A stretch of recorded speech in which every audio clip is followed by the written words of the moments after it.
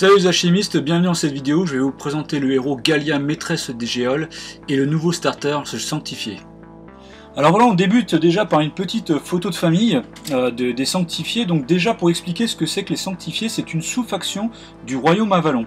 Alors une sous-faction dans Alchemy, en fait, c'est-à-dire que on a déjà en fait des profils qui sont communs à la faction d'origine, donc du royaume d'Avalon, et des profils exclusifs en fait à la sous-faction. Donc pour expliquer, on a ici par exemple les deux Rétières ainsi que Berak et le Colosse. Ces trois profils là en fait sont présents dans le royaume d'Avalon. Et donc du coup, ils sont aussi utilisables dans la sous-faction les sanctifiés, et ensuite il y a des profils donc exclusifs à la sous-faction les sanctifiés tels que Gallia, le vicaire de l'épine, les prisonniers qu'on a deux ici, et puis le geôlier. Voilà, et donc par contre ces profils là qui sont dans la sous-faction les sanctifiés ne sont pas jouables dans la faction le royaume d'Avalon.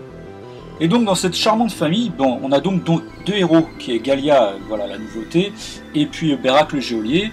On a un alchimiste, le vicaire de l'épine. On a ensuite des figurines, on va dire, semi-élite avec les deux Rétières, une figurine élite avec le geôlier, la troupe de base ici avec les deux prisonniers, et puis une autre troupe élite, en fait ici le Colosse. Voilà, donc voilà comment est constituée cette sous-faction, enfin tous les profils et figurines disponibles. On va donc parler de Gallia, maîtresse des géoles, donc voilà la figurine qui est ici. Donc voilà, donc c'est un héros alchimiste, hein. Elle vaut 45 points, donc comme je disais, jouable uniquement dans les sanctifiés. Elle a 9 points de vie, donc 3 blancs, 3 jaunes, 3 rouges. On voit donc ces 4 niveaux de concentration possibles. Elle a 7 en esprit, 4 en réflexe, 3 en combat, 11 en défense. Elle a donc 4 points d'action, 4 PA au centre. Ses valeurs de mouvement sont 4 en charge, 4 en marche, 6 en charge et 10 en course. C'est une taille 2, c'est une alchimiste du cercle extérieur composant terre. Elle a perce armure au combat, c'est-à-dire qu'elle va ignorer le coriace, je vais y revenir. Et sa table de dommages c'est 1, 2, 2, 3, 3, 4. Donc effectivement, alchimiste du cercle extérieur, donc ça tout le monde connaît, c'est-à-dire que quand elle récolte un composant de type terre, elle va en récolter 4. Par contre, quand elle récolte un composant qui n'est pas un composant terre, donc c'est-à-dire air, eau ou feu, elle va en récolter 2. Elle peut récolter qu'un seul pion composant par tour. Perce armure au combat, donc c'est lorsque voilà, elle est dotée de cette compétence, lorsqu'elle effectue des dommages en combat, elle ne tient pas compte des effets de la compétence coriace, c'est-à-dire que si elle combat des figurines qui ont coriace 1 ou coriace 2, eh bien elle annule en fait cette compétence. Voilà. Donc voilà, c'est un héros, hein, voilà, 4 PA déjà que c'est intéressant, c'est-à-dire qu'elle va pouvoir faire pas mal de choses, aussi bien le combat, elle a quand même 3 en combat avec une belle table de dommages, et puis évidemment de l'alchimie, on va y venir. Donc elle a quand même 4 en réflexe, hein, 11 en défense, donc c'est vrai que même au combat, elle pourra vraiment combattre des figurines troupes sans problème. Bon, des figurines élites, il faut quand même se méfier un petit peu, et évidemment je déconseille d'aller se frotter aux figurines héros qui généralement ont des hautes valeurs de combat, donc qui vont toucher plus facilement, etc. Après, une figurine héros qui est vraiment à qui il reste plus beaucoup de points de vie, qui n'a plus de PA, bah, elle peut très bien essayer de tenter d'achever une figurine comme ça. Alors bien sûr, toute son utilité réside en fait dans les deux formules qu'elle possède. Voilà, donc elle a la première formule qui est psaume de croissance, concentration 0, donc elle n'a pas besoin de concentrer pour lancer cette formule. Elle va devoir utiliser 3 composants terre, donc les petits triangles sur la carte, pour lancer cette formule.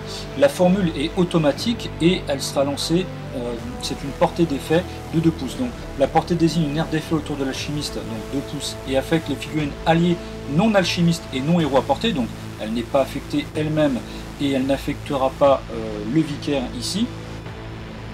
Tant qu'elles sont dans l'aire d'effet, les figurines ont plus en combat, donc voilà, ça c'est déjà un truc super intéressant.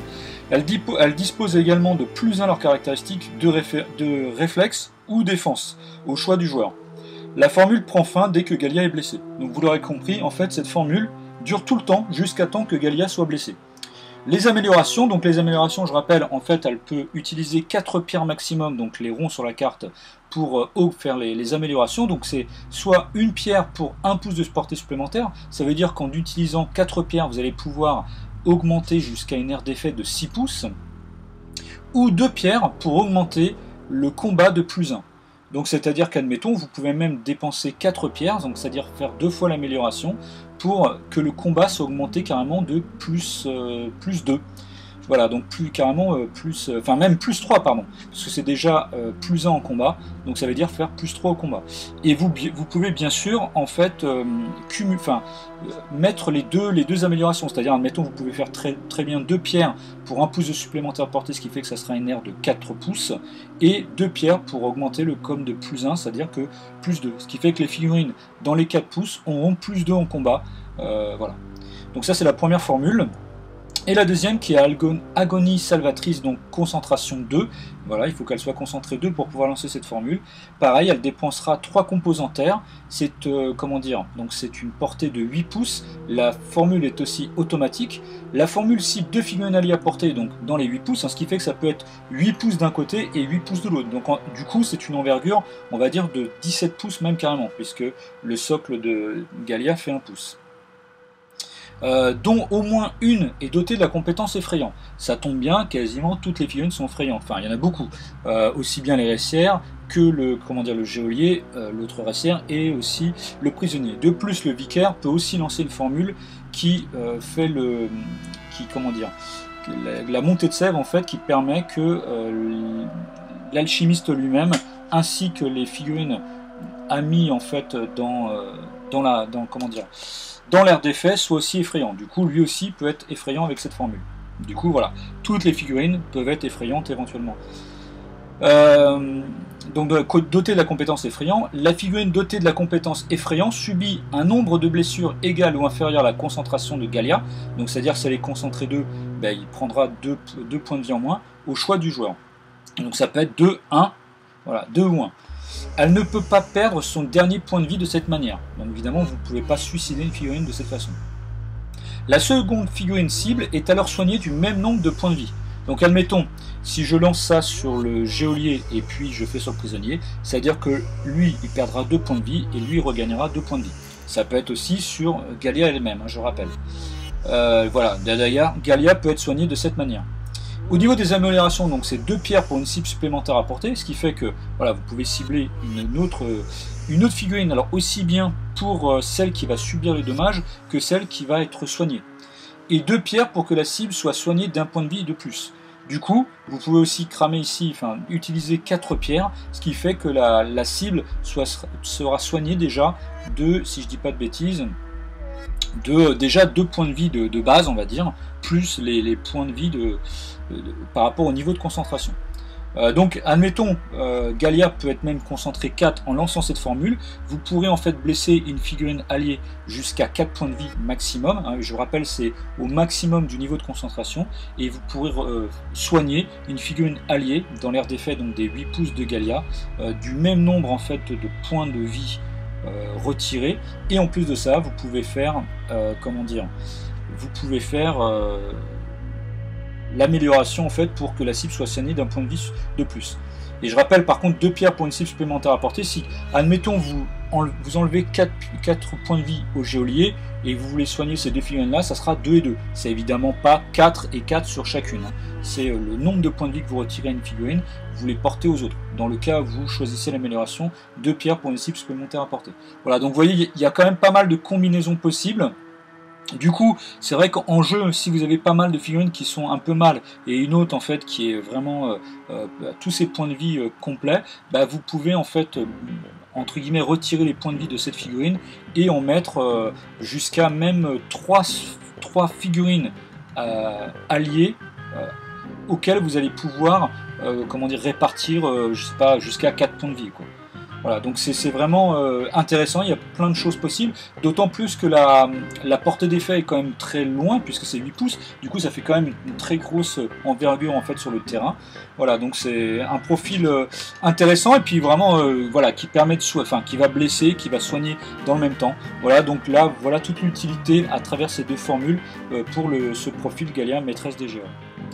Et donc maintenant une petite présentation rapide en fait de ce starter sanctifié. Donc voilà, vous avez les 6 figurines là, donc Gallia le héros, l'alchimiste, le vicaire de l'épine, vous avez le geôlier qui est une figurine élite, vous avez ici les deux récières et puis le prisonnier.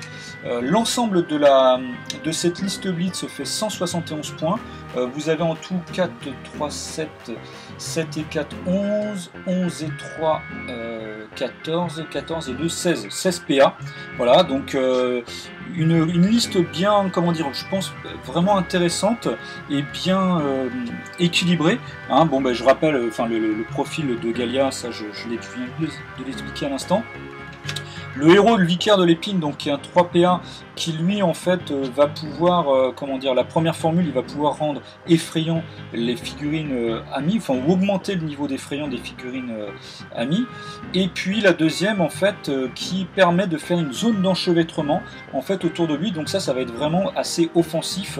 Donc l'enchevêtrement, je rappelle, si vous jeterez un dé toujours en blanc d'une valeur de 4, et si vous réussissez à passer la défense ennemie, et bien la figurine en fait aura un des malus pour les jets de combat et moins 2 en défense, et si elle veut quitter la zone, elle devra dépenser 1 PA avant de quitter la zone.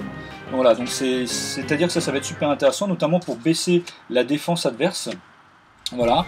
Ensuite, vous avez ici les deux récières. Donc, eux, c'est de la figurine semi-élite. Hein, ils sont déjà effrayants. Ils ont aussi l'enchevêtrement, comme je viens de l'expliquer. Voilà, ils tapent plutôt assez fort aussi quand même. Ils ont une belle tape de dommages. Et puis, avec l'effrayant, alors ça, c'est l'effrayant, je rappelle, hein, c'est-à-dire qu'une figurine effrayée, alors, va devoir faire un jet d'esprit, c'est-à-dire jeter 2 dés de son état de santé plus son esprit, et va devoir faire 14 en l'occurrence là pour les récières. Et s'ils n'y arrivent pas, en fait, s'ils n'arrivent pas à faire ce chiffre, eh bien ils seront effrayés et donc ils auront un dé malus à tous leurs jets. Du coup, si en plus ils sont effrayés et enchevêtrés, ils auront 2 dés malus au combat. Voilà, donc c'est super intéressant. Vous avez après donc ici la figurine, le geôlier, figurine élite, donc qui est aussi effrayant. Alors effrayant 13, c'est pas énorme, mais je rappelle que ça peut être, le niveau d'effrayant peut être augmenté aussi par le vicaire de l'épine avec sa formule.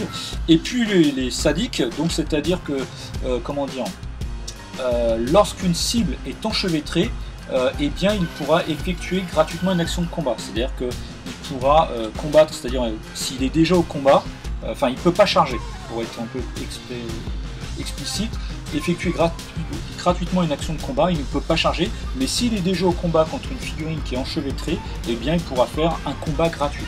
Voilà, donc ça veut dire qu'il a potentiellement, il a déjà 3 PA, potentiellement ça peut être un 4e PA qui sert en fait au combat. Et puis ici, pour finir, le prisonnier, voilà, qui est effrayant 13, c'est vraiment une troupe de base, hein, voilà, qui coûte déjà pas beaucoup puisqu'elle coûte 14 points. Voilà, après, bon, il tape bien, mais c'est une figurine fragile, c'est une figurine de troupe. Voilà, donc une liste intéressante qui va combiner justement, comme vous l'aurez compris, l'effrayant, puisque quasiment toutes les figurines sont effrayantes, enfin, vous en avez quand même 4, plus le vicaire qui peut rendre les figurines amies effrayantes. Je vérifie. Un non-héros à portée, c'est-à-dire qu'il ne pourra pas rendre effrayante quand même Gallia. Voilà, malgré tout. Donc, vous allez combiner l'effrayant et vous allez combiner l'enchevêtrement. Alors, aussi bien, déjà de façon naturelle, de par les deux rétières et par la formule qui peut être lancée par le vicaire.